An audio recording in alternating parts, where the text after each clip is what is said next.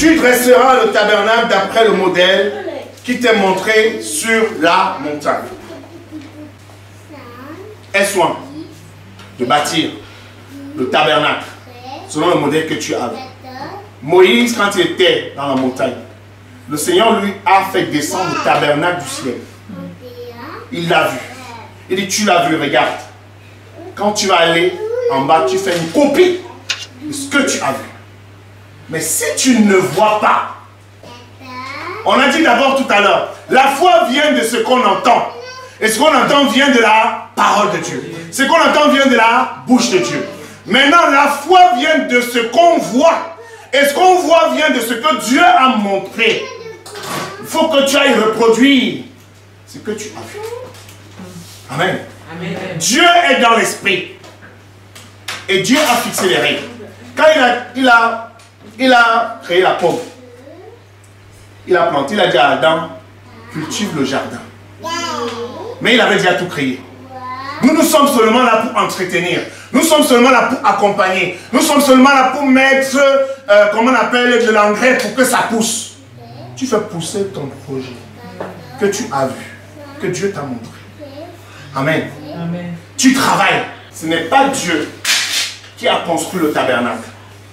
C'est Moïse qui a construit le tabernacle avec ses frères.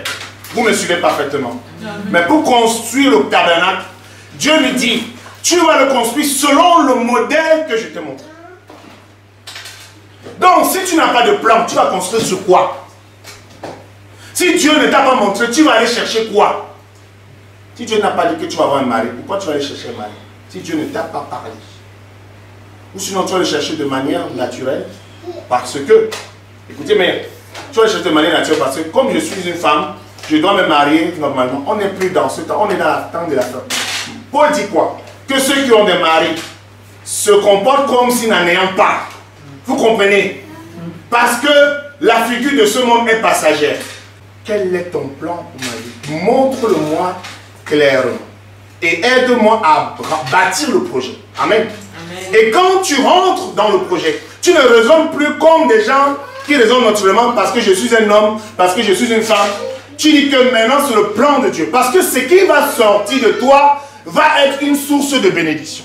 Amen. Va dans la montagne de l'Éternel, d'où te vient le secours. Amen.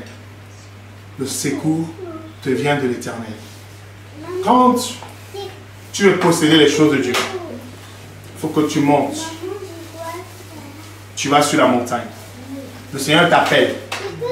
Il dit, viens, monte. Quand tu montes, tu es seul à monter. Et Josué là, les 70 là, ils sont en bas. Ce n'est pas leur problème. C'est toi que Dieu appelle. C'est ton projet. Amen. Amen. Et Dieu veut te rendre participant de ton projet. Amen. Maintenant, il le fait descendre. Il dit, regarde. Tu regardes. Il dit, saisis. Quand tu saisis, tu t'actives. L'œil. Le cerveau est un complexe pour l'homme. L'homme n'arrive pas à analyser la technologie du cerveau. L'image. L'image vient. Tu analyses. Tu possèdes. Lui, c'est bon. Je prends, Seigneur. J'accepte le projet. Il le fait descendre. Et quand le projet descend, il n'est que dans l'état spirituel. Il l'est déjà réalisé. Maintenant, toi, tu vas le faire manifester sur la terre. Amen. Alléluia. C'est ça. C'est ça, avoir la foi. Avoir la foi vient de ce qu'on entend. Et ce qu'on entend vient de la parole de Dieu. Maintenant, on va compléter que la foi est une ferme assurance des choses qu'on ne voit pas, une démonstration de celles qui vont se manifester.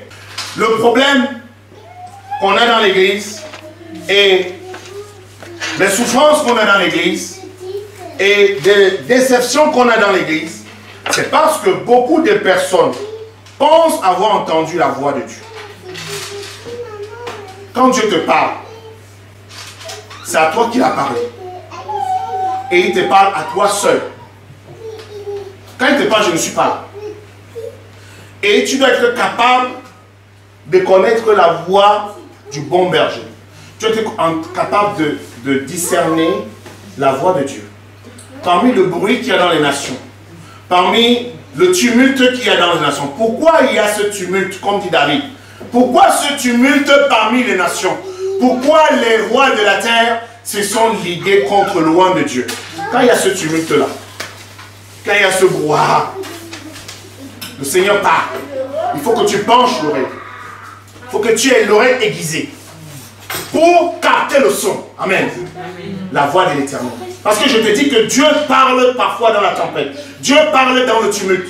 Nous sommes dans un monde où il y a un chaos. Preview.